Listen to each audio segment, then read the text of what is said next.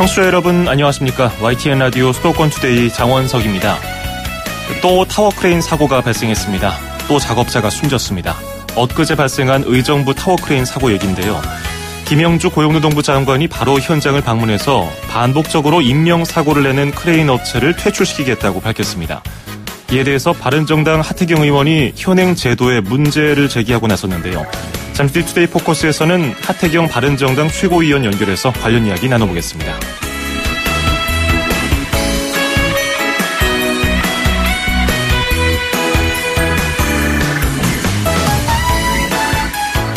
오늘 아침 앵커가 뽑은 수도권 뉴스입니다. 인천 월미 은하레일 사업은 1,000억 원에 달하는 세금을 쓰고도 실패한 행정으로 평가받고 있습니다. 민자 사업에서 정부 예산으로 시행하는 재정사업으로 바꾸려는 방안에 제동이 걸렸습니다. 업체 모집 공고를 냈는데 단 한 곳도 입찰에 나서지 않은 것이죠. 인천교통공사는 18일까지 재공모에 들어갔는데요. 2019년 3월 개통 목표가 달성될지 미지수입니다.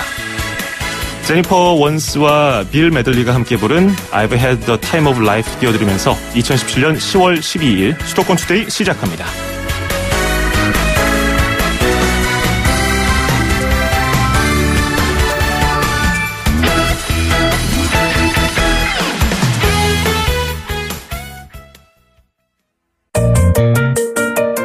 음악과 수도권 뉴스가 한방에 수도권 전문 방송 수도권 투데이.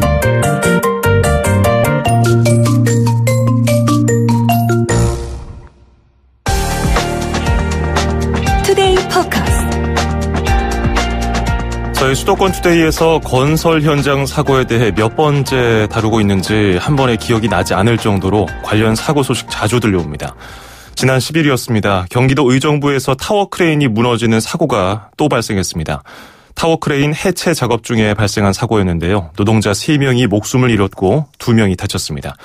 그리고 어제 바른정당 하태경 의원이 제도 개선이 시급하다는 문제 제기를 했습니다. 이와 관련해서 하태경 바른정당 최고위원 바로 연결해서 관련 문제 짚어보겠습니다. 의원님 안녕하세요. 예, 안녕하세요. 하태경입니다. 예. 이거 사고 계속 이어지니까 참 걱정입니다. 시한폭탄 돌리기도 아니고, 이번에 발생한 사고로는 이제 3명이 목숨을 잃고 2명이 다쳤는데, 최근 5년 동안 타워크레인 사고로 목숨을 잃은 작업자, 노동자가 몇 명이었습니까? 지금 정부가 파악한 것만 35분입니다. 예. 사고가 이제 건수는 24건이고, 그럼 한 건당 한두 분 정도, 이번에는 3분 돌아가셨지만, 사망한 걸로 나와 있습니다. 그렇군요. 제 의정부에서 발생한 이번에 타워크레인 붕괴 사고는 이제 철거 작업 중에 발생했다고 알려지지 않았습니까? 예. 그러면 타워크레인을 설치할 때 이제 높이를 올려가거나 혹은 높이를 이제 낮춰가면서 해체 작업을 할 때 사고 발생률이 어느 정도나 되고 있나요? 그 사고 종류를 분류하면 크게 두 가지 경우인데, 예. 방금 말씀하신 이제 설치 해체 과정 중에 사고 발생, 그다음에 설치를 다 하고 나서 이제 운전을 해야 될 거 아닙니까? 예. 작업을 하는데, 운전 작업을 할 때 발생하는 게 한 종류가 있는데, 주로 설치 해체 작업입니다. 그래서 한 70% 정도가 설치 해체 과정 중에 사고가 발생합니다. 그러면 10건 중에 7건이 타워크레인을 올리거나 이제 내릴 때, 이게 설치하거나 해체할 때 발생하는 거기 때문에, 이거 그때라도 좀 더 주의를 기울이면 되지 않을까 생각이 되는데, 이번에도 역시 이제 해체 작업 중에 발생했기 때문에 참 걱정입니다. 사고 원인 계속해서 조사를 하고 있는데, 장비 노후화라든지 기사의 작용 미달, 여러 가지 원인이 예상됩니다만은, 아직 그 원인이 밝혀지지 않았습니까? 아직 정부 발표는 없죠. 예. 원인이 뭐다 없는데, 지금 정부도 문제가 원인도 알기 전에, 예. 지금 노동부 장관이 현장을 방문한 건 저는 잘했다고 봅니다. 사고 당일날 바로 현장을 방문해서. 그렇죠. 일성이 사고 낸 기업들 다 퇴출시키겠다. 예. 이게 일성이에요. 근데 어떻게 보면 자랑 측면도 있어요. 단호하게 기업들이 책임을 져야 된다. 근데 만약에 이게 기업 책임이 아니라 다른 곳 책임이다. 예를 들어 제가 확인해 보니까 정부 책임도 있거든요. 어떤 면에서 그렇게 분석하셨습니까? 그러니까 만약에 이제 예. 제가 먼저 말씀드리고 싶은 것은 정부 책임도 있으면 장관은 정부도 퇴출 대상이 돼야 되는 겁니다. 그러니까 기업이 기업 퇴출시키겠다고 그랬잖아요. 예. 그러니까 정부 책임도 있으면 정부도 퇴출시켜야 되는데, 근데 이제 원인 파악도 안 하고 기업 퇴출부터 시키겠다 하는 건 좀 경솔한 면이 있고요. 근데 제가 이제 정부 책임이 있다는 게, 이 작업자들이 사실상 비전문가들을 대거 투입하고 있어요. 예. 그리고 비전문가가 투입된 이유는 정부의 이 자격증 제도가 굉장히 부실합니다. 그래서 제가 그럼 구체적으로 어떻게 부실합니까? 예. 설명을 드리면 36시간 교육 받으면은 작업할 수 있게 돼 있어요. 근데 36시간 중에 30시간은 이론 교육이고요. 그 교실에서 예. 6시간이 현장 교육입니다. 그러니까 이제 쉽게 이제 제가 비유를 들면 운전하는 것도 예. 그 30시간은 사실 뭐 운전 우리 이론 교육 받아봤지만 그건 뭐 별 쓸데 없잖아요. 그렇죠. 뭐 금방 시간 지나가고요. 실제로 이제 운전해봐야 되는 거 아닙니까? 그렇죠. 실전 연습이 필요하죠. 6시간 운전 교육하고 바로 운전을 시킨다 도로에. 이렇게 생각해 보시면 쉽게 이해가 될 겁니다. 그건 뭐 사람 죽으라는 거지. 예. 그러니까 실제로 제가 들었던 것은 이런 그 비전문가들을 현장에 투입하게 되면 이게 타워 크레인이 올라가잖아요. 예. 벌벌 떨면서 못 올라간대요. 아, 그 작업자가 사람도 같이 올라가야 되잖아요. 아하. 그러니까 그 정도의 준비 안 된 사람들을 현장에 대거 투입시키는 거는 마치 뭐 한국 전쟁 났을 때 소년병 투입시키고 사람 죽으라고 하는 거랑 똑같은 거죠. 그럼 이게 누구 책임이냐? 이런 제도를 설계한 노동부가 책임이 있다는 겁니다. 예. 근데 이제 이런 부분은 말도 안 하고 모든 책임을 뭐 정부는 책임 없다. 이런 식의 태도는 정말 굉장히 좀 뻔뻔한 거죠. 예. 그러면 지금 말씀하신 대로 6시간의 현장 교육 그리고 30시간의 이론 교육 포함해서 36시간만 교육을 이수하면은 타워 크레인을 몰 수 있는 자격 인증이 되는 건가요? 몬다는 게 아니라 설치 해체 작업. 설치 해체 작업에 있어서 예, 들어간다는 겁니다.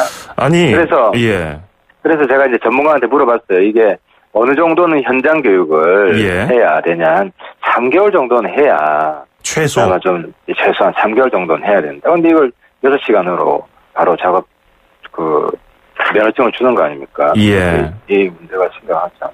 그러게요. 이게, 공사 현장마다 또 다양한 상황이 있을 수 있고요. 그리고 타워 크레인 기종도 조금씩 다를 것 같은데 이것을 36시간 안에 다 이해할 수 있을지는 좀 의문이 들기도 합니다만은. 예, 바로 그겁니다. 이제 타워 크레인 종류가 나라별로 다르고요. 제조한 나라별로. 그리고 언제 만들었는가에 따라 다릅니다. 그래서 이걸 6시간만 가지고 한다는 게. 그러니까 몰아야 되는 차는 여러 종류인데. 딱 차 한 대 보고 다 몰아라. 이런 거랑 똑같은 거죠. 예, 게다가 이거는 바로 생명과 직결되는 굉장히 중요한 부분이기 때문에, 이 부분의 제도 개선이 필요하다고 지적을 하신 거고요. 그러면 지금 이렇게 36시간 교육 이수를 받고서 현장에서 이 타워 크레인 설치나 해체 작업을 하고 있는 인원이 얼마나 됩니까?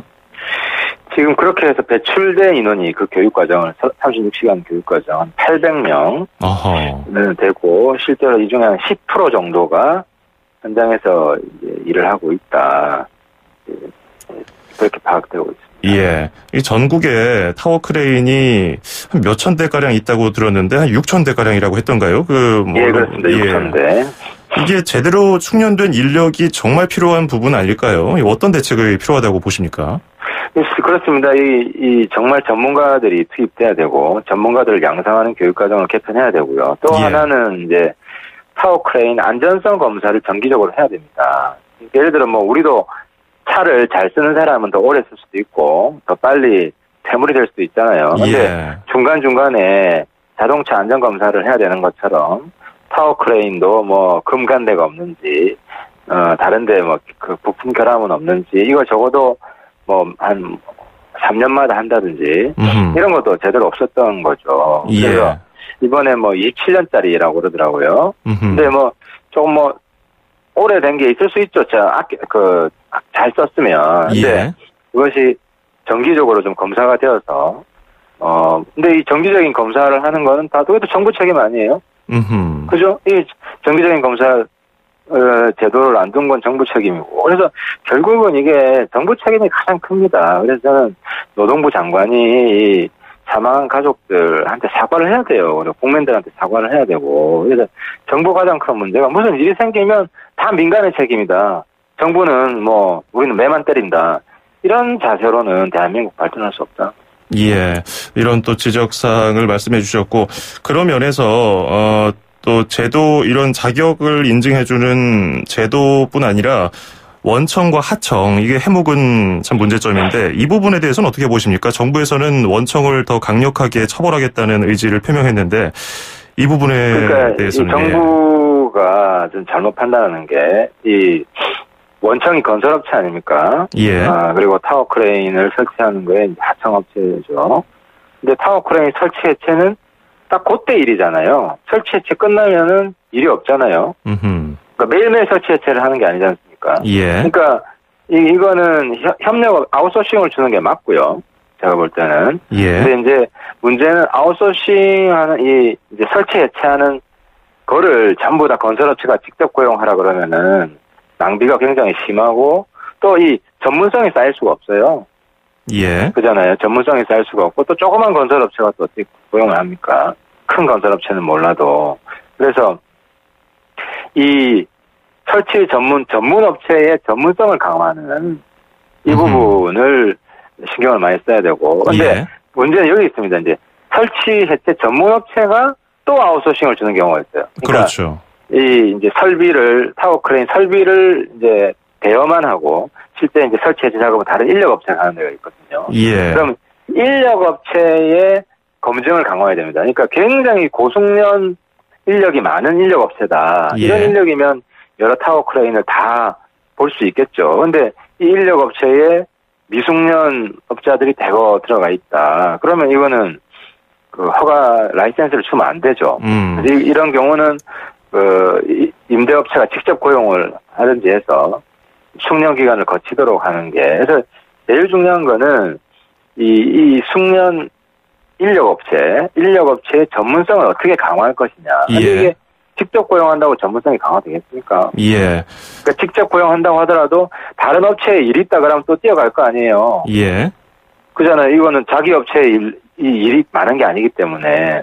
그러면 다른 업체 크레인도 또 다룰 줄 알아야 되거든요. 그러니까 그래서 이 문제는 직접 고용을 해서도 제가 볼 때는 사고가 계속 날 수 있는 거고. 어떻게 하면 전문성을 강화할 거냐. 예. 여기에 초점을 맞춰야 돼요. 지금 뭐 원청이 협력업체 일을 맡기면서 점점점 뭐 책임 소재가 불분명해지는 뭐 그것보다도 일단은 그 전문성을 갖춘 협력업체 그 하청을 그 좀 더 집중적으로 개발시키는 것이 중요해 보이고, 그게 이제 또 재하청으로 갈수록 그런 부분이 좀 더 불명확해지니까.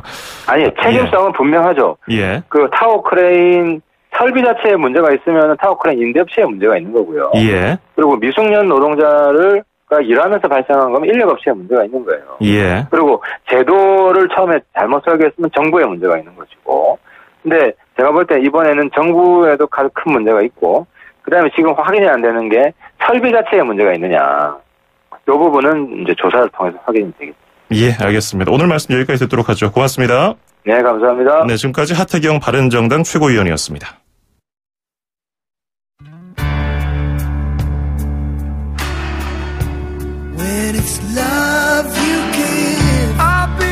스팅, 로드 스튜어트, 브라이언 아담스가 함께 부른 All for Love 듣고 2부에서 뵙죠.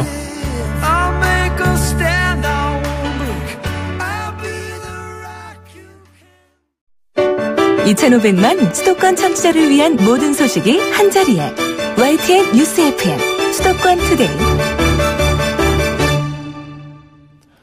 FM 94.5MHz YTN 뉴스 FM 수도권 투데이 2부 듣고 계십니다. 저는 아나운서 장원석입니다. 광고 전해드리고요. 잠시 뒤에 맛있는 여행 그리고 서울시 소식으로 이어가겠습니다. 맛있게 여행하고 즐겁게 먹어요. 이현주 웰빙 전문기자와 함께 떠나는 맛있는 여행. 네, 맛있는 여행 시간입니다. 식도락과 미식가 웰빙 전문기자 이현주 기자와 함께하겠습니다. 어서 오세요. 안녕하세요. 추석 잘 보내셨어요?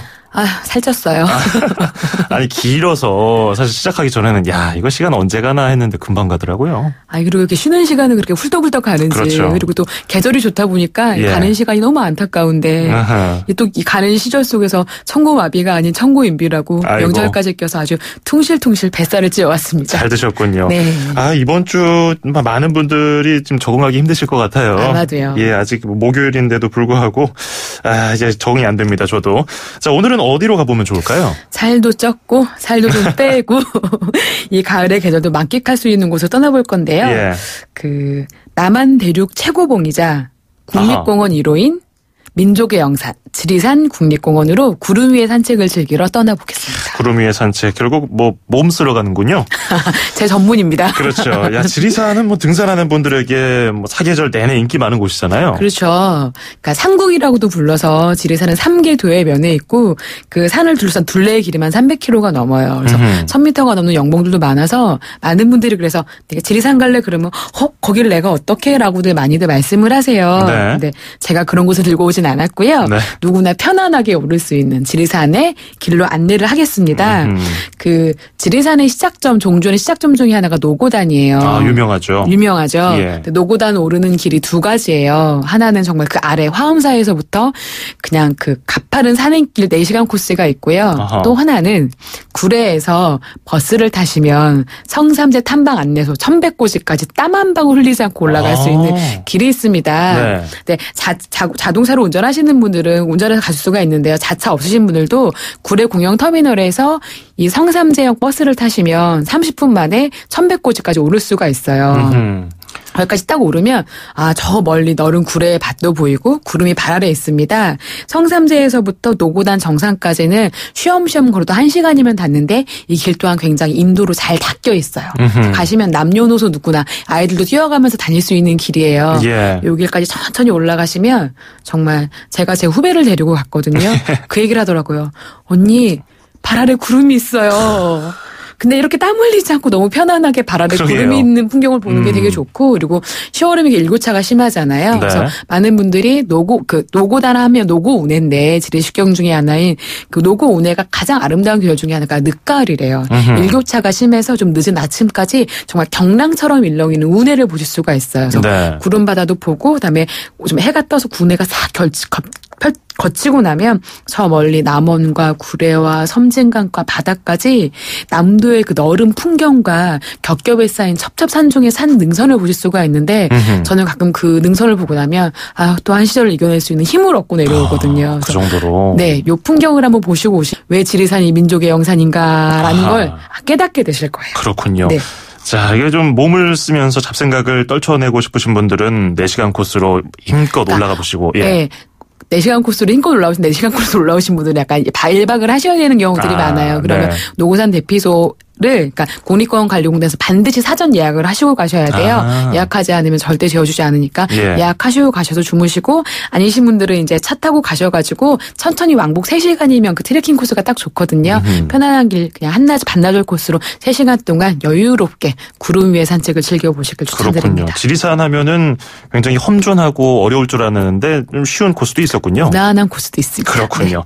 계절마다 역시 풍경이 다 다를 것 같아요. 이맘때 아주 좋을 것 같은데요. 지금 가시면 이제 슬슬 이제 10월 중반 넘어가시면 단풍도 들 거고요.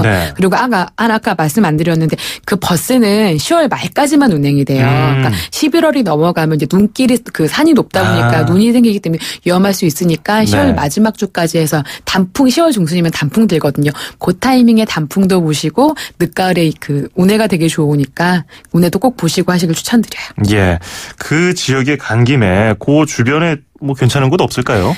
아까 제가 말씀드린 그 버스가 그 오가는 길에 들리는 곳 중에 하나가 이제 문화재의 보고라고 불리는 화엄사에 닿아요. 그러니까 화엄사 같은 경우는 굉장히 국보가 많은데 그 중에서 저는 화엄사를 가면 꼭 보고 오는 곳 중에 제가 좋아하는 건물이 이곳에 있는데 곽황전이 있어요. 국보 제67호인데 국내에서 현존하는 국내 목조건물 중에서 최대의 규모를 자랑하는 곳인데 그 생김새가 정말 사뭇 당당하고 멋스럽거든요. 예. 그리고 그 외에도 이제 보물 295호인 대웅전도 있고 절마다면 석탑이라던가 석등등도 있으니까 그 지리산의 꽃처럼 피어난 사찰도 한번 둘러보시고 추천드리고요. 그리고 제가 아까 버스로 추천드렸잖아요. 예. 그 버스에서 걸어서 멀지 않은 곳에 구례 5일장터가 있어요. 3일과 8일날 장이 열리니까 장터 구경도 해보시길 추천드립니다. 예, 뭐 화엄사에서 이렇게 고즈넉한 풍경도 즐기시고 풍경 소리도 좀 듣고 5일장까지 소개를 해주셨는데 이제 여기서 뭘 좀 먹어야죠. 먹어야죠. 네. 장터에 갔으니까 장터하면 이걸 드셔야죠.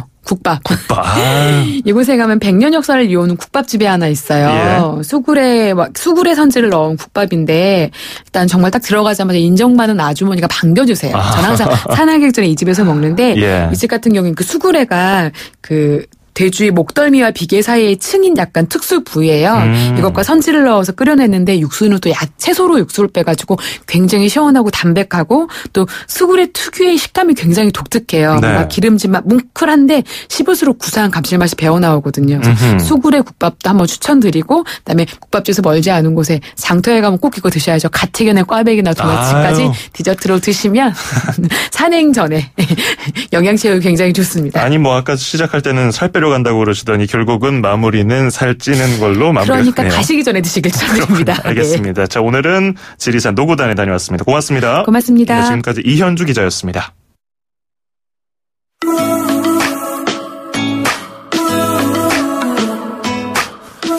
이삭 엘리엇의 What About Me 듣고요. 서울시 소식 전해드립니다. I know you're thinking that I'm right here where you left me patiently waiting. 2,500만 수도권 청취자들의 살맛 나는 오늘 하루를 위해 수도권 투데이가 여러분을 응원합니다. 꼭 알아두어야 할 수도권 핫 이슈를 쉽고 자세하게 들여다보는 투데이 포커스. 수도권 청취자 여러분들의 귀와 입이 되어드리는 코너 운수대통 만사형통 통통 메시지. 그리고 서울, 경기, 인천의 가장 중요한 행정 소식을 가장 발빠르게 짚어보는 수도권 행정 탐방까지. 똑 소리나는 수도권 라이프를 원하신다면 지금 듣고 계시는 94.5MHz YTN 뉴스 FM 수도권 투데이. 월요일부터 금요일까지 매일 아침 9시 10분 놓치지 마세요. 참, 수도권 투데이의 문을 두드리고 싶은 청취자 여러분께서는 지금 주저하지 마시고 짧은 문자 50원, 긴 문자 100원에 샵 0945, 우물정 0945로 문자 메시지를 보내주세요. 수도권 투데이는 청취자 여러분과 늘 함께하고 있습니다. 평일 오전 9시 10분 94.5MHz YTN 뉴스 FM 수도권 투데이. 청취자 여러분과 늘 함께합니다.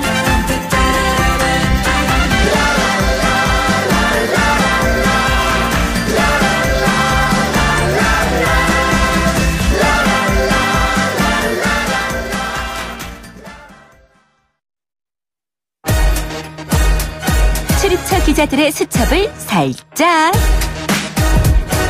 가장 빠른 수도권 소식을 전해드립니다. 여기는 출입처입니다. 네, 출입처로 가보는 시간, 오늘은 서울시청 이야기 들어보겠습니다. YTN 홍주혜 기자 연결되어 있습니다. 안녕하세요. 네, 안녕하세요. 예, 봉제산업, 과거에 우리 산업화를 이끈 주역으로 평가를 받았는데 요즘에는 많이 좀 쇠락하지 않았습니까? 그래서 서울시가 봉제산업 제도약을 지원하기 위해서 패션업체와 업무 협약을 맺었다는 소식부터 들어볼까요? 네, 현재 봉제산업 종사자 대부분은 50대입니다.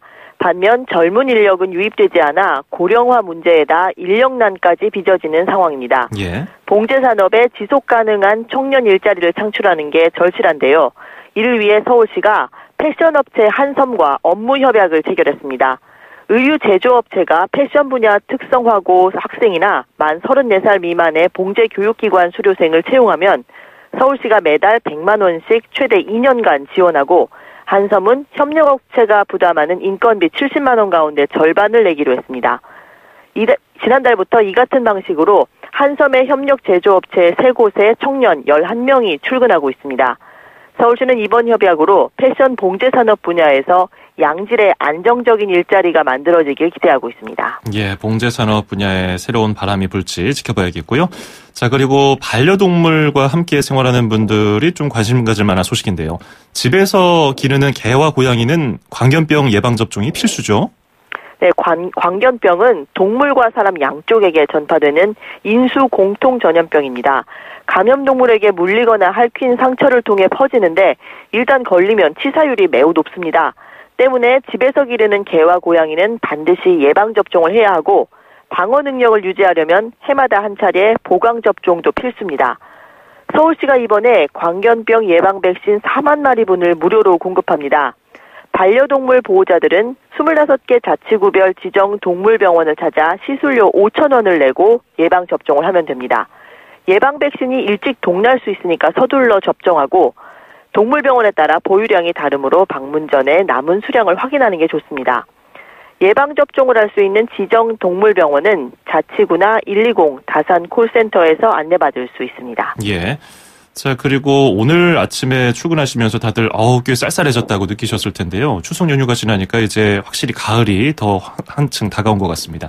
나들이 하기에는 참 좋은 날씨입니다. 이번 주말에 가볼 만한 축제 몇 가지 소개 좀 해주시죠. 네, 오는 14일과 15일에 열리는 축제가 하도 많아서 어떤 것을 소개해드릴지 고르는 것도 쉽지 않았습니다. 먼저 40년간 도심 속 외딴 섬으로 방치됐던 한강 노들섬에서 오는 14일 토요일에 열리는 노들축제입니다. 노들섬은 내년 말 음악 중심의 복합 문화 공간으로 바뀌는데 이달 착공을 앞두고 새 출발을 기념하는 자리입니다. 브로콜리 너마저와 소란 등이 참여하는 음악 공연과 올해 건립 100년을 맞은 한강대교의 역사를 돌아보는 전시, 가을 소풍을 즐길 수 있는 피크닉 존이 마련됩니다. 예. 또 14일과 15일 반포 한강공원 설해섬에 가면 이효석의 소설에 나오는 표현처럼 소금을 뿌린 듯한 메밀꽃밭을 만날 수 있습니다. 33,000제곱미터 규모의 설해섬을 하얗게 뒤덮은 메밀꽃밭 곳곳에 포토존이 설치되고 초상화 그리기와 핸드 마사지, 메밀차 다도 체험 같은 프로그램도 준비됩니다. 메밀꽃의 꽃말이 연인이라고 하는데요. 이번 주말 푸른 하늘 아래 펼쳐진 하얀 메밀꽃밭에서 사랑하는 이와 추억을 남기는 것도 좋을 듯합니다. 아, 그렇군요. 메밀의 꽃말이 연인이었군요. 자, 그리고 자치구 차원에서 준비한 축제들도 있다고요? 네, 오는 13일부터 사흘간 서울 암사동 신석기 시대 집단 취락지에선 올해 22회째를 맞는 강동 선사문화축제가 열립니다. 13일엔 암사동 유적이 세계유산에 등재되길 기원하는 점등식, 14일엔 주민 1,600여 명이 선사인 복장 등으로 꾸미고 참여하는 원시 대탐험 거리 퍼레이드 등이 펼쳐집니다. 재작년부터 매년 5월과 10월 선보이는 중구의 정동 야행도 주목할 만합니다. 13일 저녁 개막해 14일까지 올해는 대한제국 선포 120주년 재현 행사와 연계해 펼쳐지는데요. 고종이 대한제국을 선포한 1897년 10월 12일의 밤을 주제로 갖가지 프로그램이 진행됩니다. 마지막으로 소개해드릴 건 14일과 15일 열리는 용산구의 이태원 지구촌 축제입니다. 특히 올해는 지난달 멕시코시티 인근에서 발생한 지진 피해를 알리고 지원을 요청하는 부스도 운영됩니다. 그렇군요. 오늘 서울 소식 잘 들어봤습니다. 고맙습니다. 네, 고맙습니다. 네, 지금까지 YTN 홍주혜 기자였습니다.